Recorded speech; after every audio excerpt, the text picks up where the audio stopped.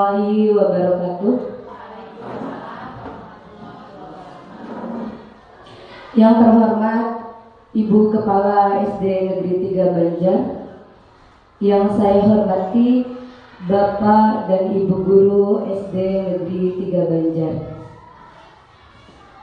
Pertama-tama marilah kita panjatkan puji dan syukur kehadirat Allah Subhanahu wa Ta'ala, karena rahmat dan karunia-Nya hari ini kita bisa berkumpul dalam keadaan sehat walafiat dan tidak kurang suatu apapun. Shalawat beserta salam semoga selalu terlimpah curah kepada junjungan kita Nabi Muhammad SAW, kepada para sahabatnya, kepada para tabi'innya, dan sampai kepada kita umatnya. Amin, amin, ya robbal alamin. Bapak, Ibu Guru yang saya hormati, izinkan saya Tia Munawwaratul untuk mendeseminasikan hasil pendidikan calon guru penggerak yang telah saya laksanakan selama beberapa bulan terakhir. Yang saya deseminasikan adalah modul 1.4, yaitu tentang budaya positif, di mana budaya positif itu merupakan budaya yang perlu kita terapkan sehingga anak memiliki perilaku yang baik. Dalam dunia pendidikan saat ini, kita memiliki tantangan yang sangat besar, yaitu sebagai pengajar kita memiliki tugas untuk merubah pola pikir calon generasi penerus bangsa agar mampu menghadapi dunia nyata, sehingga kita harus memiliki kreativitas yang luar biasa dalam proses pembelajaran abad 21. Bapak dan Ibu yang saya hormati, mari kita kenali diri kita. Seperti apa sih kita? Apakah kita ini masih berpikir bahwa semua murid itu memiliki kebutuhan yang sama? Atau kita masih berpikir bahwa semua murid itu harus sama seperti kita? Atau kita juga apakah masih berpikir bahwa setiap perilaku yang salah itu merupakan perilaku yang buruk? Jika Bapak Ibu menjawab iya, berarti paradigma kita itu masih pada fase stimulus respon. Apa itu fase stimulus respon? Pendekatan stimulus respon ini adalah suatu pendekatan timbal balik, di mana murid akan merespon kita apabila diberi umpan, gitu. Jadi jika kita beri tugas baru mengerjakan, jika kita memerintah baru melaksanakan. Jadi tidak ada kesadaran dalam dirinya. Nah, perubahan paradigma belajar. Jadi perubahan yang diinginkan itu tidak berasal dari diri kita. Jadi harus siswa sendiri menyadarinya. Nah, sebelum kita melanjutkan tentang seperti apa sih perubahan paradigma belajar, kita akan melakukan kegiatan cobalah buka. Silakan Bapak Ibu duduk berpasangan, saling berhadapan. Silakan Bapak Ibu duduk berpasangan, saling berhadapan. Boleh dengan siapapun.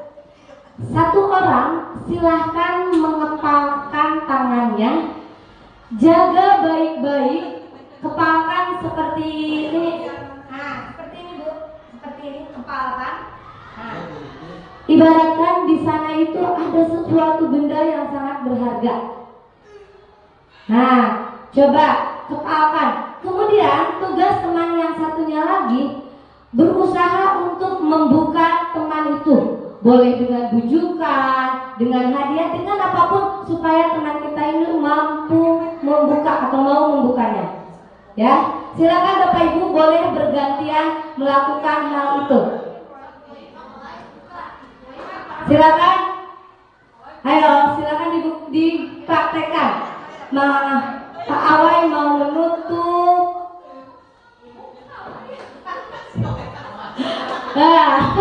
Ada yang dipaksa, ya kan? Ada yang di sela-sela sedikit, gitu kan? Nah, Bapak dan Ibu guru, dari kegiatan tadi, apakah Bapak Ibu membukanya? Membuka. Apakah Bapak Ibu ada yang menutupnya?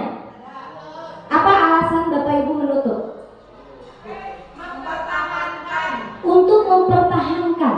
Lalu apa alasan Bapak membuka kepalan tangan tersebut? Ingin memberikan. Ingin memberikan sesuatu itu. Ya. Nah, hal dari kegiatan tadi kita belajar tentang teori kontrol. Teori kontrol. Apa itu teori kontrol? Di mana apa yang kita lakukan itu berdasarkan diri kita sendiri. Apakah kita ingin membukanya atau ingin menutupnya sesuai dengan kebutuhan kita pada saat itu. Bapak dan Ibu yang saya hormati, perubahan paradigma belajar itu perubahan dari pendekatan stimulus respon ke dalam pendekatan teori kontrol. Apa sih perbedaan stimulus respon dengan teori kontrol? Bisa kita lihat di depan perbedaan stimulus respon dengan teori kontrol. Yang pertama, kita sebagai guru memandang murid itu memiliki kebutuhan yang sama. Jadi kita terpaku kepada kurikulum yang ada. Jadi harus tercapai, ini tercapai gitu. Jadi semuanya sama. Padahal dalam teori kontrol, kebutuhan setiap anak itu berbeda-beda, tidak bisa kita samakan. Kemudian yang kedua, dalam stimulus respon kita melihat semua orang itu sama. Padahal sesungguhnya setiap orang itu memiliki gambaran yang berbeda. Misalnya, Bapak Ibu melihat sebuah pensil. Setiap orang memiliki gambaran pensil itu berbeda-beda. Ada orang yang bisa menggunakannya untuk hanya untuk menulis saja, atau ini mah untuk bisa juga dipakai untuk mewarnai. Jadi gambaran setiap orang itu berbeda. Tidak harus sama pensil itu untuk menulis, gitu, ya. Nah, kemudian yang ketiga, dalam stimulus respon kita mencoba untuk mengubah orang agar berpandangan seperti kita. Zaman baheula oge, ibu teh diajar siga kieu, mana oge kudu kieu. Nah, tidak seperti itu. Jadi dalam teori kontrol kita itu harus belajar memahami apa yang jadi pandangan orang lain. Kita tidak bisa memaksanya, ya. Kemudian perilaku buruk. Biasanya kita melihat perilaku buruk, anak itu nggak mau diam, oces gitu kan ya, udah mau ngejudge dia itu oces, cicing dan sebagainya. Padahal semua perilaku itu ada tujuannya. Mungkin dia tidak mau diam karena kakinya pegang atau ingin kencing atau apapun itu. Jadi setiap perilaku buruk itu pasti ada tujuannya. Selanjutnya, orang lain atau saya dalam stimulus respon bisa mengontrol orang lain. Padahal dalam teori kontrol kita ataupun orang lain tidak bisa mengontrol orang lain. Yang dapat mengontrol adalah diri kita sendiri. Selanjutnya, pemaksaan. Pemaksaan dilakukan saat bujukan itu tidak berhasil. Kenapa kamu tidak memakai sepatu hitam? Ayolah, besok pakai sepatu hitam. Nah, ketika itu tidak berhasil, awas ya, kalau besok. Nah, dengan kata-kata seperti itu stimulus respon. Sudah ada pemaksaan, pokoknya besok kudu. Nah, gitu. Tetapi sebenarnya dalam teori kontrol, kita bisa berkolaborasi dengan anak, melakukan dengan pertanyaan-pertanyaan. Nah, kenapa kamu tidak memakai sepatu hitam? Mungkin alasannya tidak punya sepatu lah, kan ya. Kita harus tahu dulu apa yang menjadi alasannya, sehingga anak melakukan hal itu dan menyadarinya bahwa oh iya Bu, besok saya akan mengganti sepatu saya, gitu. Kemudian model berpikir dalam stimulus respon itu menang atau kalah. Di saat orang lain sudah melakukan yang kita lakukan, kita pasti merasa menang. Sementara di saat orang lain tidak sesuai dengan kita merasa kalah. Tetapi dalam teori kontrol, prinsipnya harus menang. Menang. Kenapa? Karena yang mengontrol kita, dirinya, maksudnya kita, dirinya yang memperbaiki. Artinya dia sanggup berarti dia menang.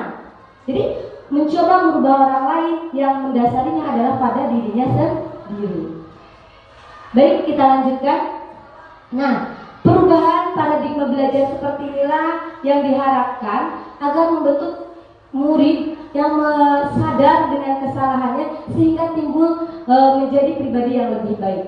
Sesuai dengan yang dikatakan oleh Stephen R. Covey dalam Principle Center Leadership, yaitu bila kita ingin membuat kemajuan perlahan, sedikit-sedikit ubahlah sikap atau perilaku kita. Namun, bila kita ingin memperbaiki cara utama kita, maka kita perlu mengubah kerangka utamanya. Ubahlah bagaimana kita melihat dunia, bagaimana Anda berpikir tentang manusia. Ubahlah paradigma kita, pandangan kita, skema pemahaman, ataupun penjelasan aspek-aspek tertentu tentang realitas yang sebenarnya. Bapak Ibu yang saya hormati, dalam modul budaya positif juga saya mempelajari tentang disiplin positif. Ketika kita mendengar kata disiplin, apa sih yang terbayang di kepala kita? Pasti yang terbayang di kepala kita itu tentang tata tertib. Disiplin itu tentang tata tertib, tentang peraturan, kepatuhan, ataupun tentang hukuman. Jika anak tidak menaati tata tertib, tidak melaksanakan, tidak patuh terhadap tata tertib, maka akan dikenai hukuman. Ya kan? Pasti seperti itu. Ya kan? Pada awalnya saya pun sama seperti itu. Kamu tidak patuh, saya hukum, gitu kan? Nah, ternyata setelah belajar itu, disiplin positif itu bukan seperti itu. Disiplin positif adalah suatu pendekatan yang dilakukan untuk membentuk karakter murid sehingga apa yang dia lakukan itu melekat pada diri dan membentuk menjadi pribadi yang lebih baik. Dalam dunia pendidikan saat ini itu tertanam dalam nilai-nilai kebajikan yang saat ini dikenal dengan profil pelajar Pancasila. Apa itu profil pelajar Pancasila? Karakter yang diinginkan oleh kita terhadap murid kita. Nah, beriman dan bertakwa. Di kita sudah melaksanakan beriman dan bertakwa. Kita mulai membudayakan sholat duha, kegiatan semesta, ya kan? Membaca surah duhur berjamaah dan sebagainya. Berakhlak mulia, kita bisa memberikan contoh kepada murid itu bagaimana dalam bersikap, sopan, santun, dalam program 5S 1B yang telah disepakati bersama di sekolah kita. Kemudian mandiri merupakan karakter yang diinginkan agar anak itu tidak tergantung kepada orang lain, sehingga dia bisa belajar dimanapun, kapanpun. Kemudian kreatif, melihat teknologi saat ini yang semakin maju, bukan hanya anak didiknya saja yang dituntut untuk kreatif, kita pun sama. Tetapi dalam pembelajaran abad 21 ini, anak juga harus memiliki daya nalar kritis. Jadi berpikir kritis, dia harus membaca, kemudian mampu memahami, kemudian mencoba dan sebagainya. Selain itu, karakter yang diharapkan juga gotong royong dan berwawasan global. Inilah karakter disiplin, karakter atau pribadi yang diharapkan dari profil pelajar Pancasila sebagai wujud dari disiplin positif. Bapak Ibu, ketika kita mengetahui disiplin positif, sebenarnya sudah tertuang dalam standar pendidikan nasional, yaitu dalam rangka menciptakan lingkungan yang positif, maka setiap warga sekolah dan pemangku kepentingan perlu saling mendukung, menghayati dan menerapkan nilai-nilai kebajikan yang telah disepakati bersama. Untuk dapat menerapkan tujuan mulia tersebut, maka seorang pemimpin pembelajaran perlu berjiwa kepemimpinan sehingga dapat mengembangkan sekolah dengan baik agar terwujud suatu budaya sekolah yang positif sesuai dengan standar kompetensi pengelolaan yang telah ditetapkan.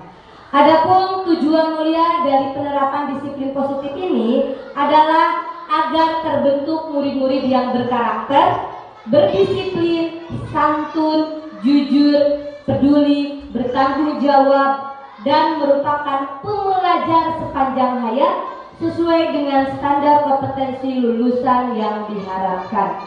Mudah-mudahan kita bisa mewujudkan budaya positif di sekolah kita. Selanjutnya, untuk mewujudkan budaya positif, kita juga perlu motivasi. Motivasi seperti apa sih yang kita perlukan? Nah, menurut teori Dian Gosen, ada 3 motivasi yang diperlukan atau yang ada pada kita gitu.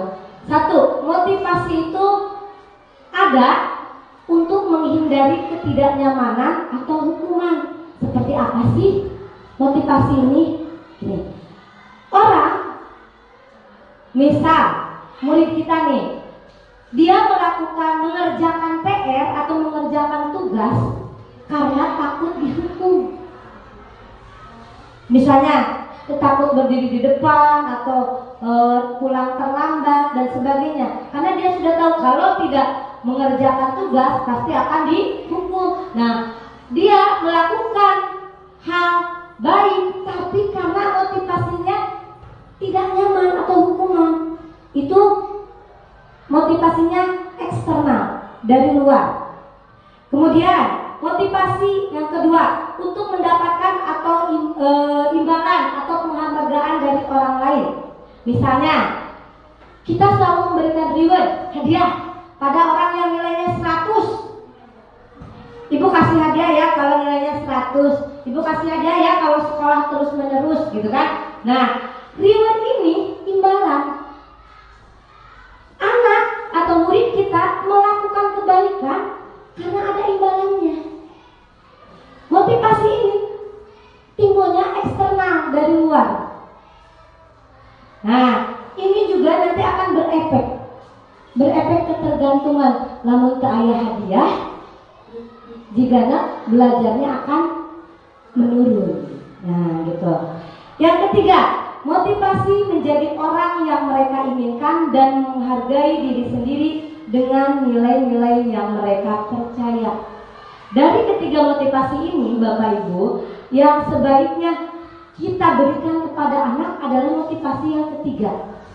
Kenapa? Karena motivasi yang ketiga ini muncul dari dalam dirinya. Dia mengeksplor dirinya, dia tahu apa yang dia miliki, sehingga dia bisa menghargai, oh saya ini ternyata bisa, saya bisa melakukan ini, ternyata nilai saya 100, saya harus biasa belajar lagi. Tapi itu muncul dari dalam dirinya.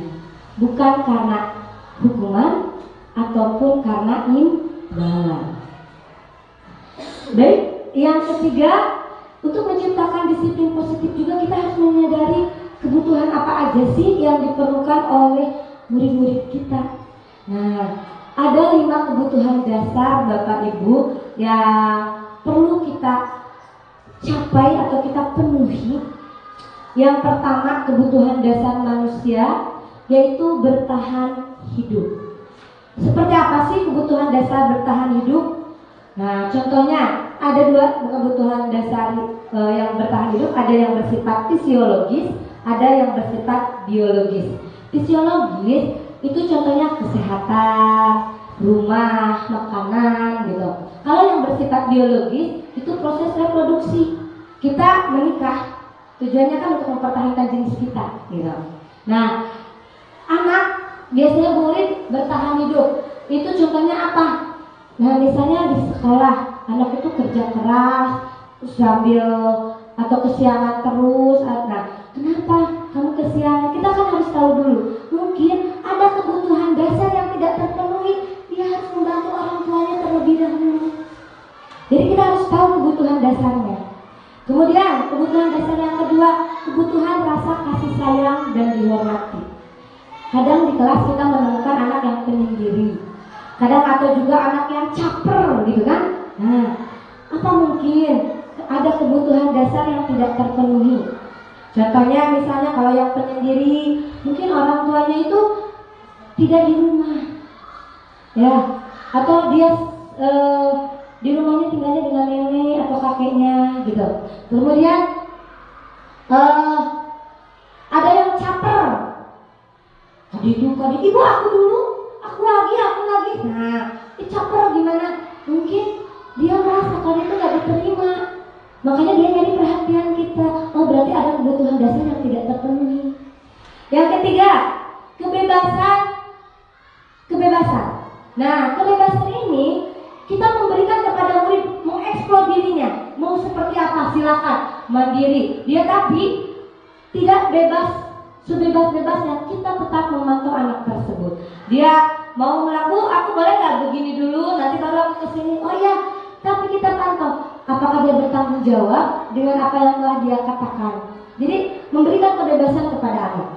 Yang keempat, penguasaan. Seperti apa sih kebutuhan dasar penguasaan?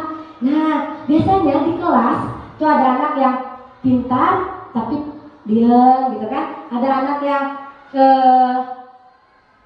pintar tapi nggak mau diam. Ya saya ya tahu gitu. Nah, mungkin ada sesuatu yang anak pintar itu misalnya diam saja. Tapi coba kita tahu nih si dia ini pintar atau bisa gitu, bukan pintar, bisa. Kita rangkul. Kenapa kamu ayo ke depan presentasikan, padahal nilainya selalu bagus gitu. Mungkin dia tidak pede gitu, tidak percaya diri dalam mengeksplor dirinya gitu. Nah, kemudian kita beri semangat, kita ini artinya dia mampu menguasai konsep tersebut, menguasai dirinya sehingga dia bisa mengembangkan diri ataupun bisa membantu orang lain. Nah, terakhir kebutuhan dasar manusia itu kesenangan.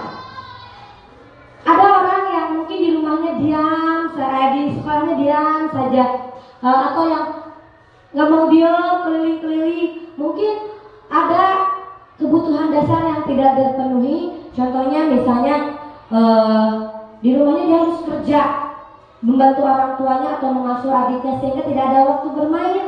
Nah, di sekolah akhirnya dia main-main. Mungkin itu yang menyebabkan dia bermain terus-menerus baik di sekolah gitu. Nah, itulah kebutuhan dasar yang wajib kita ketahui sebagai pendidik agar kita mampu memenuhi kebutuhan anak sehingga anak dapat belajar dengan baik. Kemudian, Bapak Ibu yang saya hormati, dalam menerapkan disiplin positif atau budaya positif, kita juga harus mengetahui posisi kontrol restitusi. Apa sih restitusi? Nah, posisi kontrol restitusi. Nah, posisi kontrol restitusi ada 5 posisi kontrol yang biasa kita lakukan sebagai pengajar. Ada yang sebagai penghukum, ada yang pembuat rasa bersalah, ada yang sebagai teman, ada yang sebagai pemantau. Untuk lebih jelasnya kita lihat pada tabel ini. Seperti apa sih Bapak Ibu posisi kontrol, penghukum, pembuat rasa bersalah sebagai teman, pemantau atau manajer? Bapak Ibu yang saya hormati, ketika kita memposisikan diri kita sebagai penghukum, itu banyak menimbulkan efek negatif atau menyebabkan identitas gagal. Seperti apa sih identitas penghukum ini? Posisi kontrol penghukum ini. Posisi kontrol penghukum ini biasanya kita jangan seperti itu. Kamu harus begini. Nah, seperti itu menghardik, memerintah, menunjuk-nunjuk, itu sebenarnya sebagai posisi kita sebagai penghukum. Apakah kita sering melakukannya? Nah, kadang-kadang saya pun mungkin masih melakukannya, tapi setelah belajar di pendidikan calon guru penggerak, mulai mengurangi posisi saya sebagai penghukum. Dalam posisi penghukum ini, itu berakibat fatal Bapak Ibu, karena nanti akan membuat murid itu berbohong ataupun bisa melawan, ya. Nah, kemudian dalam perkataan seperti apa sih yang merupakan posisi kontrol penghukum? Kalau kamu besok tidak memakai sepatu hitam, saya akan. Nah, seperti itu. Itu kadang-kadang masihlah kita dengar, ya kan? Nah, kemudian pembuat rasa bersalah. Seperti apa sih pembuat rasa bersalah? Biasanya kita ini kalau pembuat rasa bersalah itu kayak gini, Bu. Nak, tolonglah, kamu kan tahu kalau misalnya tolonglah bantu ibu. Kalau kamu berbuat seperti itu artinya kamu tidak menolong ibu, nanti ibu dimarahin loh. Nah, itu pembuat rasa bersalah. Anak akan langsung down. Alah, ternyata si ibu dimarahin loh oleh kepala sekolah gitu. Jadi akan mengefek pada dia. Itu pembuat rasa bersalah. Nah, kemudian yang ketiga sebagai teman. Kalau sebagai teman, hai, kenapa sepatumu tidak senang? Tidak ada, Bu. Nah, besok yang itu ya. Oke. Nah, seperti itu. Jadi kayak teman. Kalau pemantau seperti ini Bapak Ibu. Nah, kenapa pakai sepatu itu? Kamu kan tahu apa coba peraturannya?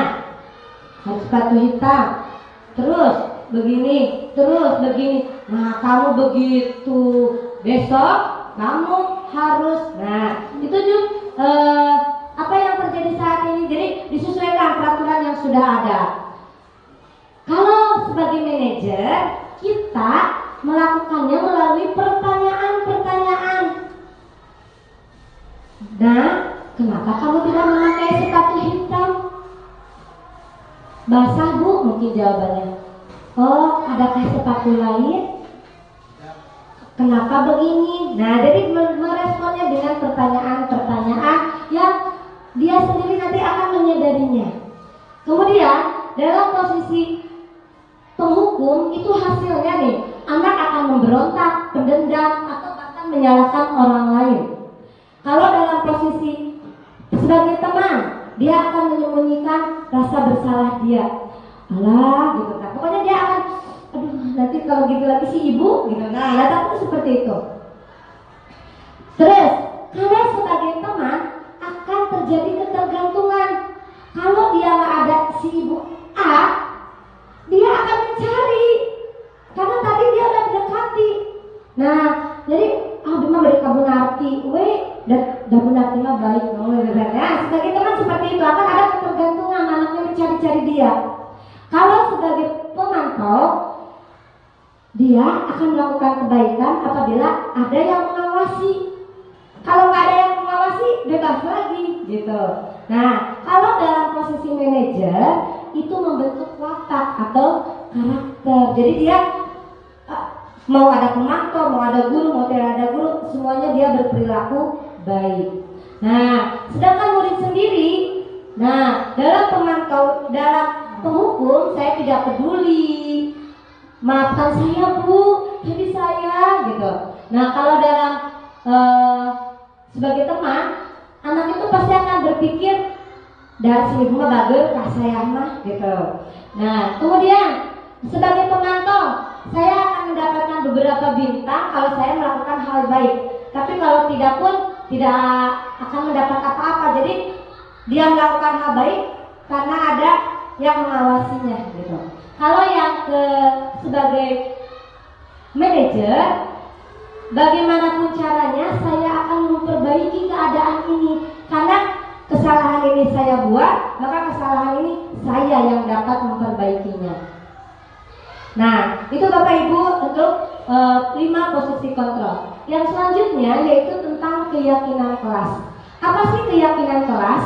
Keyakinan kelas adalah ketetapan yang telah disepakati bersama untuk menumbuhkan motivasi intrinsik, motivasi yang timbul dari dalam, untuk mewujudkan nilai-nilai kebajikan atau budaya positif.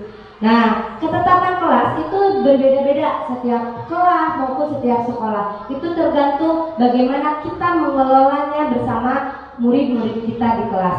Ini contoh ketetapan kelas di kelas 1 dan di kelas 5. Ada yang, ayo setiap orang itu harus merasa senang, atau setiap orang itu kita ini harus bisa menyelesaikan tugas. Kalau tidak nanti dia sendiri menyadari kesalahannya, bukan kita yang menegurnya, ya. Selanjutnya, segitiga restitusi.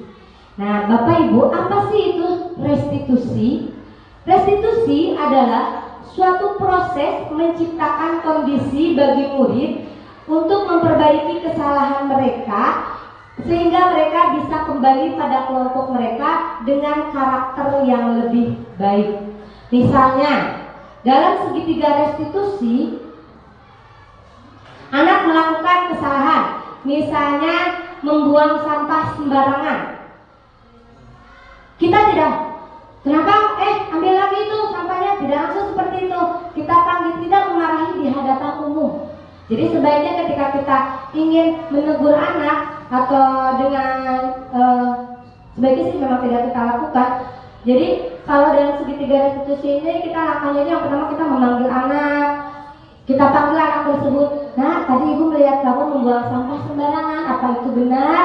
Nah, ada 3 langkah dalam segitiga restitusi. Yang pertama yaitu menstabilkan identitas. Yang kedua validasi tindakan yang salah, dan yang ketiga menanyakan keyakinan. Contohnya kalau misalnya menstabilkan identitas, anak tadi kan membuang sampah. Ya Bu, tadi saya membuang sampah. Oh ya, kamu mungkin bukan satu-satunya orang yang membuang sampah sembarangan. Tetapi kamu tahu enggak, kalau kamu buang sampah sembarangan apa akibatnya gitu. Nah, nanti dia menyadarinya. Ya Bu, nah apa alasanmu? Mengapa kamu tadi melakukan itu? Mungkin terburu-buru atau dikejar-kejar teman dan sebagainya gitu. Nah, setelah itu kita tanyakan, kamu tahu kan keyakinan kelas kita itu seperti apa atau bagaimana? Nah, ya Bu, saya tahu keyakinan kelas itu tidak boleh membuang sampah sembarangan atau membuang sampah itu harus pada tempatnya. Nah, kalau kamu sudah tahu, kamu ingin jadi orang seperti apa sih? Saya ingin menjadi orang yang bersih. Nah, kalau mau jadi orang yang bersih, berarti kita harus bagaimana? Harus membuang sampah pada tempatnya. Ya sudah, berarti nanti apa yang akan kamu lakukan? Ayo Bu, nanti saya akan mengambil kembali sampah yang tadi. Oh bagus, yakin kamu sudah akan mengambilnya? Ya Bu, saya akan mengambilnya dan tidak mengulanginya. Mungkin hal-hal seperti itu yang diharapkan dari segitiga restitusi. Jadi penyelesaian masalah tidak di hadapan orang lain, tapi timbul atas kesadarannya sendiri. Baik Bapak Ibu, pemaparan dari saya dicukupkan sekian. Apabila ada yang kurang mengerti atau kurang dipahami, boleh untuk ditanyakan. Ya, baik Bu Reni. Assalamualaikum warahmatullahi wabarakatuh.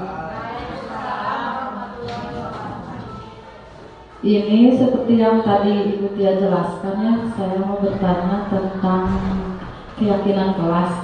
Ini jika terjadi di kelas kita dan itu sudah dilaksanakan keyakinan kelas tersebut, kemudian saya menemukan murid atau siswa yang selalu berulang kali melanggar keyakinan itu. Nah, itu bagaimana caranya agar kita dapat mengendalikan anak tersebut? Mungkin demikian. Terima kasih. Wassalamualaikum warahmatullahi wabarakatuh. Baik, keyakinan kelas yang dilanggar berulang kali ya Bapak Ibu. Nah, ada kaitannya Bapak Ibu, ketika kita sudah melakukan keyakinan kelas, tapi ada siswa tetap yang melanggar keyakinan itu, gitu. Bahkan berulang kali misalnya tidak mengerjakan tugas, gitu. Ketika ada kesepakatan sebelum pembelajaran atau sebelum memulai kelas, gitu. Nanti misalnya kan kita bikin nih keyakinan kelas A, B, C, D. Nah, kita sepakati lagi dengan anak. Jika kalian melanggar, kira-kira apa yang harus dilakukan? Jadi konsekuensi. Jadi ada konsekuensi. Jadi ketika restitusi tidak berhasil berkali-kali, itu ada konsekuensi, tapi tidak kita just langsung. Jadi kita langsung dihukum seperti itu enggak, tapi ada konsekuensi. Karena kenapa harus konsekuensi bukan hukuman? Kalau hukuman itu kan tadi sifatnya negatif, tapi kalau konsekuensi sebenarnya itu ada karena kesalahan yang dilakukan berulang kali ada akibatnya. Jadi anak tahu dengan dia tidak melakukan kesalahan yang sama itu ada konsekuensinya, gitu. Jadi tapi konsekuensi itu sendiri dibuat oleh kita bersama murid-murid kita. Iya, semacam perjanjian begitu. Bagaimana? Cukup jelas? Oke, baik Bapak Ibu, demikian pemaparan diseminasi mewujudkan budaya positif dengan keyakinan kelas dalam proses pembelajaran di SD Negeri 3 Banjar, Kota Banjar, Jawa Barat. Terima kasih atas perhatiannya. Semoga dengan adanya diseminasi ini kita dapat menerapkan budaya positif mulai dari diri kita, kelas kita, dan sekolah kita. Terima kasih. Wassalamualaikum warahmatullahi wabarakatuh.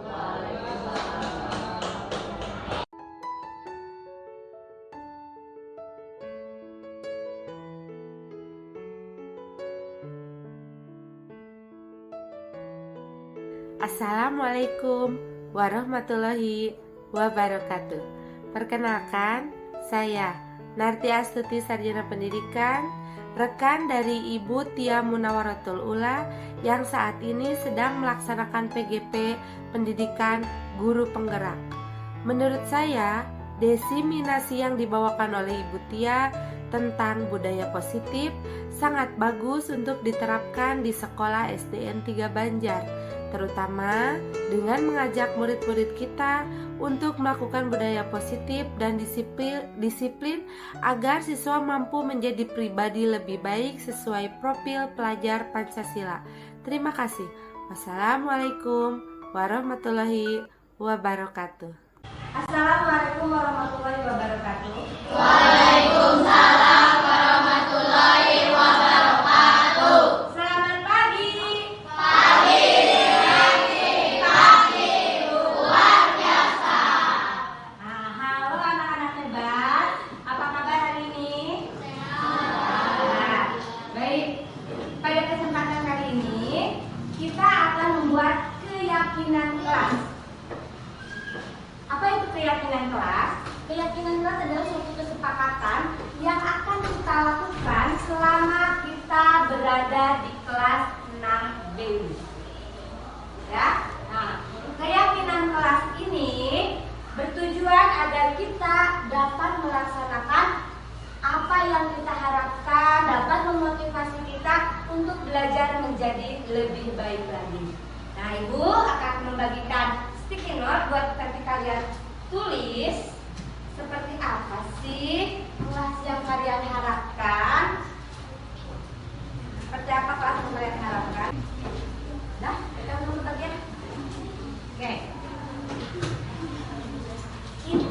belajar di kelas ini pasti memiliki harapan kan? Memiliki harapan dan impian. Kelas seperti apa yang kalian inginkan? Boleh kalian tulis di sticky note yang Ibu kasih. Kelas impian seperti apa? Silakan kamu tulis.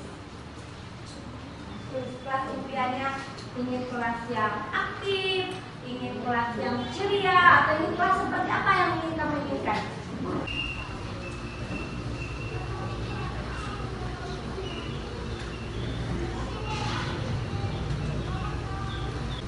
Sudah? Sudah. Nah, sekarang sudah tadi kita menginginkan kelas impian kita. Sekarang kamu tulis satu lagi. Keyakinan kelas apa yang ingin kita laksanakan di kelas kita? Misalnya, datang tepat waktu, belajar dengan semangat, atau apapun silakan kalian tulis. Keyakinan kalian yang dapat memotivasi kita semua. Sudah? Sudah. Coba Ibu ingin tanya, Rania, kelas impian seperti apa yang kamu inginkan? Boleh berdiri. Kelas yang tidak berisi, kelas yang harmonis, dan kelas yang ceria juga aktif. Nah, kelas ceria dan juga aktif.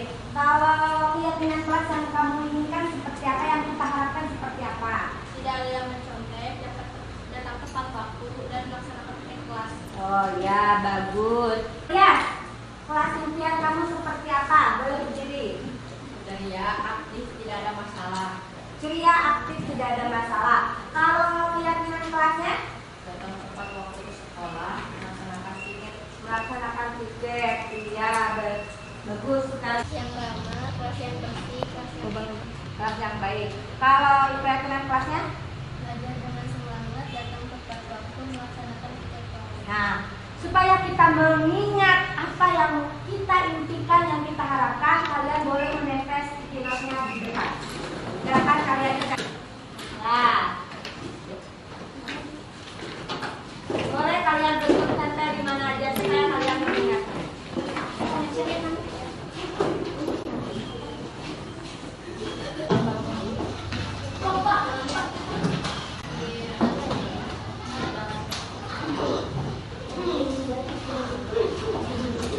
Ya.